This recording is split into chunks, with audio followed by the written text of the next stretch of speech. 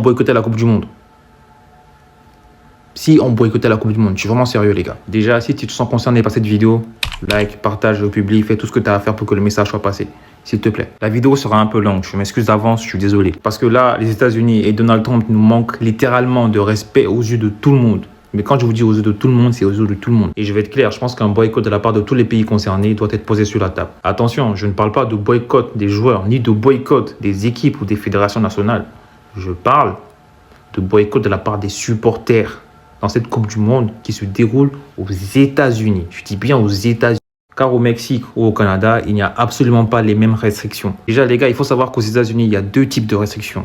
La restriction forte et la restriction partielle. Lorsque ton pays est soumis à une restriction forte, c'est-à-dire que tu n'as aucun moyen, quand je dis bien aucun moyen, tu n'as aucun moyen de mettre les pieds dans le pays des Américains.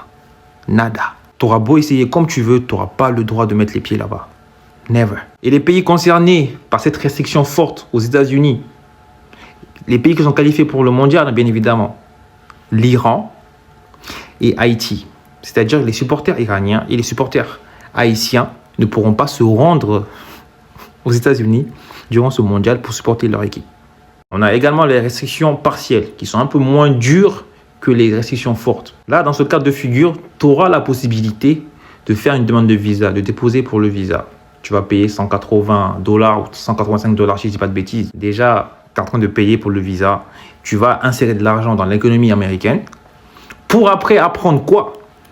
Que tu as 95% de chances d'être refusé. Les procédures par rapport à cette restriction sont hyper lourdes. Le taux de refus est hyper élevé et sous suspicion de flux migratoires apparemment. Et les pays concernés par cette restriction partielle sont Sénégal, Maroc, Côte d'Ivoire, Ghana, Égypte, Algérie, Tunisie, Colombie